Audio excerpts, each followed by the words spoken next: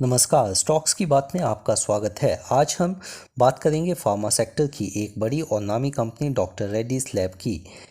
इसके शेयर के दामों में आज दो खबरों के चलते भारी गिरावट देखने को मिली। इसने अपने क्वार्टर 1 के रिजल्ट्स पेश किए और फिर इसके शेयर के दामों में जोरदार गिरावट देखने को मिली। इसके दाम लगभग 10.50% गिर गए।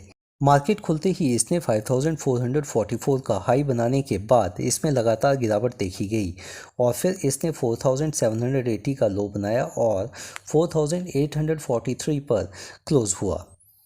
इस फाइनेंशियल ईयर के पहले क्वार्टर में डॉक्टर रेड्डी के मुनाफे में 1% की गिरावट आई है। इस क्वार्टर में फार्मा की इस दिग्गज कंपनी को 570.8 करोड़ रुपए का मुनाफा हुआ है, जो कि पिछले साल की इसी तिमाही में 579.3 करोड़ रुपए का था। चलिए अब कंपनी के बिजनेस सेगमेंट के नतीजों पर नज़र डालते हैं। ईयर ऑन ईयर बेसिस में कंपनी के पहले क्वार्टर में ग्लोबल जेनरिक्स के बिजनेस रेवेन्यू में 17% का इजाफा हुआ है। उत्तरी अमेरिका के साथ कारोबार के रेवेन्यू में 1%, यूरोपीय यूनियन के साथ बिजनेस के रेवेन्यू में 12%, भारतीय कारोबार के रेवेन्यू में 69% और एमर्जिंग मार्केट्स के साथ बिजनेस रेवेन्यू में 14% की ग्रोथ देखने को मिली है। लेकिन दूसरी तरफ डॉक्टर रेड्डीज लैब को pharmaceutical services and active ingredients यानी कि PSAI के बिजनेस रेवेन्यू में 12% की गिरावट आई है। प्रोप्राइटरी प्रोडक्ट्स एंड अदर्स में भी 1% के रेवेन्यू का घाटा देखने को मिला है। इसी वजह से इसके अर्निंग पर शेयर में भी ईयर ऑन ईयर बेसिस पर गिरावट दर्ज की गई है।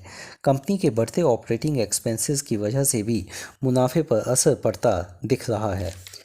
फाइनेंशियल ईयर 21 के पहले क्वार्टर में या 1278.6 करोड़ रुपए का था, जो कि इस साल बढ़कर 1504.5 करोड़ रुपए हो गया है। वहीं दूसरी ओर डॉक्टर रेड्डी को अमेरिकी मार्केट रेगुलेटर SEC से सम्मन मिला है, जिसमें कंपनी को निर्देश दिया गया है कि वह Commonwealth of independent states geography से संबंधित डॉक्यूमेंट्स को पेश करे। एक अज्ञात शिकायतकर्ता ने कंपनी पर यह आरोप लगाया है कि यूक्रेन और दूसरे देशों में हेल्थ केयर प्रोफेशनल्स को कंपनी की तरफ से अमेरिकी भ्रष्टाचार निरोधक कानून को तोड़कर इम्प्रॉपर पेमेंट किया जा रहा है। एक्सपर्ट्स के मुताबिक क्वार्टर 1 के थोड़े खराब रिजल्ट से ज़्यादा परेशान करने वाली खबर इस कंपनी के खिलाफ अमेरिका में चल रही जांच है। अगर इस जांच के नतीजे डॉक्टर रेड्डी के पक्ष में आते हैं तो एक बार फिर इसके शेयर के दामों में तेज़ी देखने को मिल सकेगी। चलिए अब इसके डेली चार्ट पर नज़र डालते हैं। आज इन दोनों खबरों के चलते इसने अपनी ऊपरी लेवल्स की सभी सपोर्ट्स को तोड़ते हुए 4800 रुपये के आसपास सांस लिया।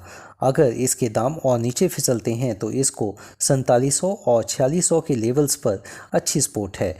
वहीं ऊपर की तरफ 5000 रुपये और इसके ऊपर के लेवल्स पर एक बड़ी रेजिस्टेंस है। अब डॉक्टर रेड्डीज़ के फंडामेंटल्स की बात करते हैं। यह एक लार्ज कैप कंपनी है। इसकी मार्केट कैप लगभग 90,000 करोड़ रुपए की है या 0.46% का डिविडेंड यील्ड देती है और इसका प्राइस अर्निंग रेशो 45.98 है। साल 2000 से लेकर आज तक इसने 1284% के तूफानी मल्टीबैगर रिटर्न्स दिए हैं।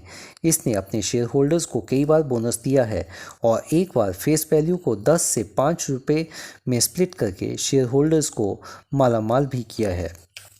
अगर हम इसके रिटर्न ऑन कैपिटल एम्प्लॉयड यानी कि ROCE की बात करें तो यह औसतन 12% के लगभग है, जो कि अच्छा है। वहीं इस कंपनी पर कुछ कर्जा भी है, लेकिन इसकी फाइनेंशियल्स कंडीशंस अच्छी होने के चलते यह इसको आसानी से चुका सकती है। इसकी इंटरेस्ट कवरेज रेशो अच्छी है, जो कि इस बात की पुष्टि करती है। अगर हम इसके शेयर होल्डिंग पैटर्न को देखें तो इसके प्रमोटर्स के पास 26.73% की हिस्सेदारी है और उन्होंने कोई भी शेयर गिरवी नहीं रखा है। फॉरेन इंस्टीट्यूशनल इन्वेस्टर्स के पास 29.04%, डोमेस्टिक इंस्टीट्यूशनल इन्वेस्टर्स के पास 15.73% की हिस्सेदारी है, जिससे हमें कंपनी के फंडामेंटली स्ट्रॉन्ग होने के संकेत मिलते हैं। वहीं पब्लिक के पास 28.17% के शेयर्स की हिस्सेदारी है। डॉक्टर रेड्डीज़ के लॉन्ग टर्म निवेशकों को इस साल के क्वार्टर 1 के रिजल्ट्स से नहीं घबराना चाहिए। लेकिन अमेरिकी मार्केट रेगुलेटर के फैसले पर नज़र जरूर रखनी चाहिए।